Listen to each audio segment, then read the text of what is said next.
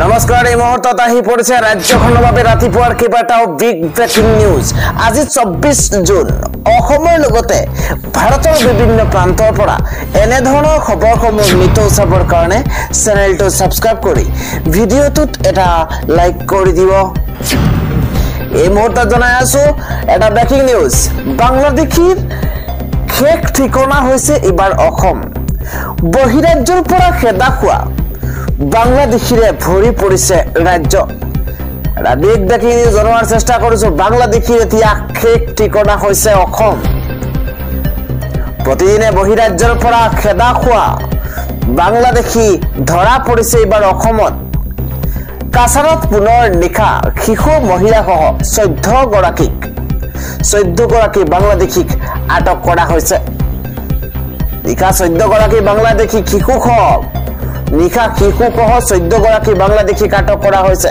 বিগত এমাহতেই শতাধিক বাংলাদেশী আটক হৈছে কেৱল কাছাৰ জিলাতেই গুজৰাটত চলা বাংলাদেশী বিৰোধী অভিযানত খেদা খাই অসমলৈ আহিছিল বাংলাদেশী কেইটা বিগত 6টা বছৰে গুজৰাটৰ সুৰাটত বাস কৰিছিল বাংলাদেশী কেইটা আৰু তাৰ পাছতেই বিগত 6 বছৰে গুজৰাটৰ সুৰাটত বসবাস কৰাৰ পাছতে বাংলাদেশী কেইটা ইতিমধ্যে ধৰা পৰিছে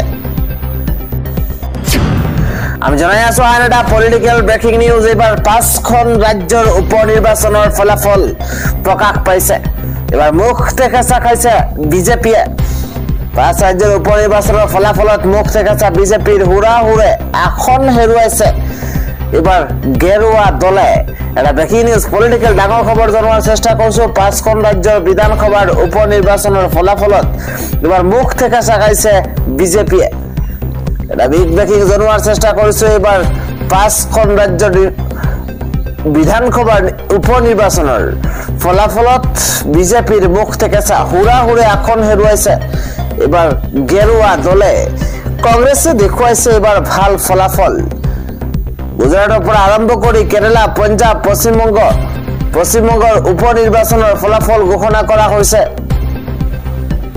গুজৰাট কেৰালা পঞ্জাব পশ্চিমবংগৰ উপনিৰ্বাচনৰ ফলাফল ঘোষণাৰ 5খনৰ মাত্ৰ এখন আসনত বিজেপিৰ জয়লাভ দেখিবলৈ পোৱা গৈছে ৰাবিক পলিটিক্যাল ব্ৰেকিং নিউজ জনোৱাৰ চেষ্টা কৰিছো 4খনতে জয়ী হৈছে ইণ্ডি এলায়েন্সৰ বিৰোধী পাৰ্টি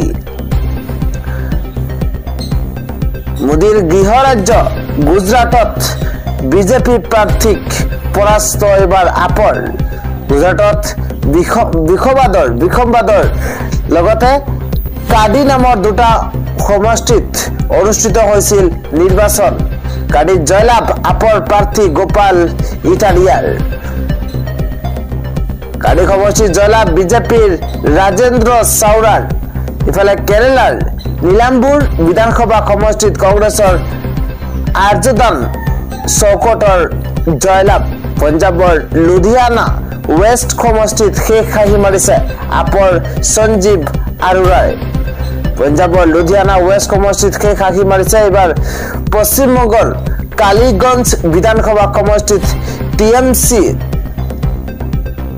আলিফা আহমেদৰ বৃহৎ জয়লাভ 5খন ৰাজ্যৰ বিধানসভাৰ উপনিৰ্বাচনৰ ফলাফলত এবাৰ মুখ ঠেকেচা খাইছে বিজেপিয়ে আমি জনাই আছো আন এটা ডাঙৰ খবৰ এবাৰ ভাৰতে পানী নিদিলে যুদ্ধত নামিব এবাৰ পাকিস্তান আকৌ নীলাজ পাকিস্তানৰ ধমক এটা ৱাৰ্ল্ড ব্ৰেকিং এই মুহূৰ্তত জনোৱাৰ চেষ্টা কৰিছো বিগ ব্ৰেকিং নিউজ আকৌ ভাৰতৰ সৈতে যুদ্ধ কৰাৰ ধমক এবাৰ নীলাজ পাকিস্তানৰ ভাৰতে পাকিস্তানলৈ পানী এৰি নিদিলে পাকিস্তানে কৰিব যুদ্ধ পাকিস্তানৰ প্ৰাক্তন বৈদেশিক মন্ত্ৰী বিলৱাল ভুট্টোৰ মন্তব্যক লৈ এতিয়া দেশ জুৰি চৰ্চা অব্যাহত আছে ভাৰতক ভাবুকি দি আকৌ যুদ্ধৰ প্ৰসংগ টানি আনিছে পাকিস্তানে যুদ্ধত বাৰে বাৰে হাৰিও চৰিত্ৰ সলনি হোৱা নাই পাকিস্তানৰ ডাঙৰ খবৰ এই মুহূৰ্তত জনোৱাৰ চেষ্টা কৰিছে এই মুহূৰ্তত হিন্দু জলচুক্তিৰ আধাৰত ভাৰতে পানী এৰি নিদিলে ভাৰতৰ বিৰুদ্ধে আকৌ যুদ্ধ কৰাৰ ধমক হিন্দু জলচুক্তিৰ চিৰদিনলৈ স্থগিত ৰখাৰ সংকেত দিছিল গৃহমন্ত্ৰী অমিত শ্বাহে ডাঙৰ খবৰ এই মুহূৰ্তত জনোৱাৰ চেষ্টা কৰিছে হিন্দু জলশক্তি চিৰদিনলৈ স্থগিত ৰখাৰ সংকাৰ দিছিল গৃহমন্ত্ৰী অমিত শ্বাহে। অমিত শ্বাহৰ মন্তব্যৰ পাছতেই সংসদত ভাৰতক উদ্দেশ্যি ধমক এবাৰ পাকিস্তানৰ। সিন্ধু নদীৰ পানীৰ ভাগ ভাৰতে নিদিলে যুদ্ধৰ দিশে আগবাঢ়িব পাকিস্তান। সিন্ধু নদীৰ পানীৰ ভাগ ভাৰতে নিদিলে যুদ্ধৰ দিশে আগবাঢ়িব পাকিস্তান। আৰু যুদ্ধত বাৰে বাৰে হাৰিও চৰিত্ৰ সলনি হোৱা নাই পাকিস্তানৰ। আন এটা খবৰ হৈছে ইৰাণৰ সিদ্ধান্তত কম্পমান এবাৰ ইউৰোপ আমেৰিকা। মধ্যপ্ৰাচ্যত ইৰাণৰ অৰ্থনৈতিক আক্ৰমণ।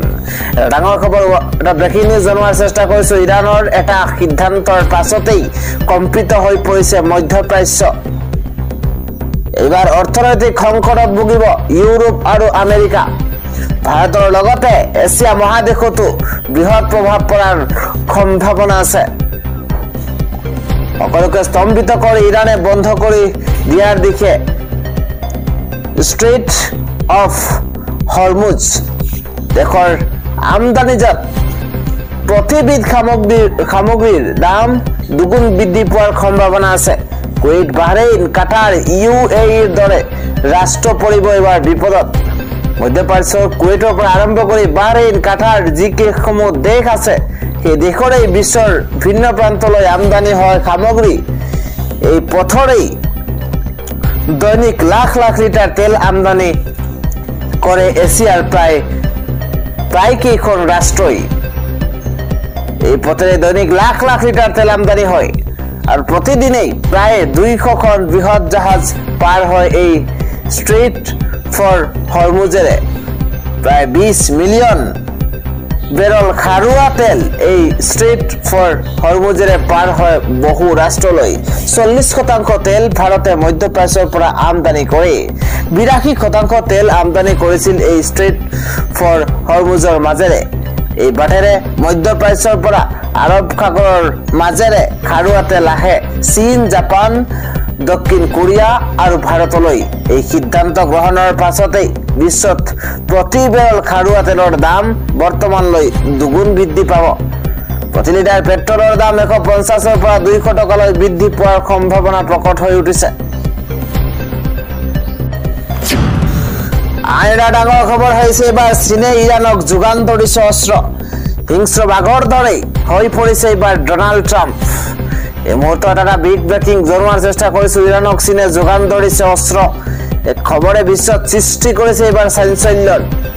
বিগ ব্ৰেকিং, চীন ইৰাণৰ গোপন চুক্তি। এইবাৰ চীনে যোগান ধৰা বাৰুদেৰে শ শ অস্ত্ৰ নিৰ্মাণ এইবাৰ ইৰাণৰ। চীনৰ পৰা ইৰাণক যোগান ধৰা হৈছে 1000 টন ছডিয়াম পাৰক্ল'ৰেট আৰু 800 বেলিষ্টিক মিছাইল নিৰ্মাণ কৰিব পাৰিব 1000 টন ছডিয়ামেৰে। লগতে এই খবৰৰ পাছতে টোপনি হাৰিছে আন্তঃৰাষ্ট্ৰীয় সুৰক্ষা বিশেষজ্ঞৰ। 2খন ইৰাণী জাহাজেৰে চীনৰ পৰা গোপনে অনা হৈছে এই ৰাসায়নিক পদাৰ্থ। এই সামগ্ৰীৰে ইৰাণে দীৰ্ঘদিনলৈ নিৰ্মাণ কৰিব পাৰিব অস্ত্ৰ। ইজৰাইলৰ আক্ৰমণৰ মিছাইল ইৰাণে চীনৰ এই ৰাসায়নিক পদাৰ্থৰে নিৰ্মাণ কৰাৰ সন্দেহ। ৱাল ষ্ট্ৰীট জাৰ্নেলে নিজৰ প্ৰতিবেদনত এই দাবী কৰিছে। চীনা প্ৰতিষ্ঠানৰ পৰা এমোনিয়াম পাৰক্লেটেড বিশাল আকাৰত অৰ্ডাৰ কৰিছে ইৰাণে।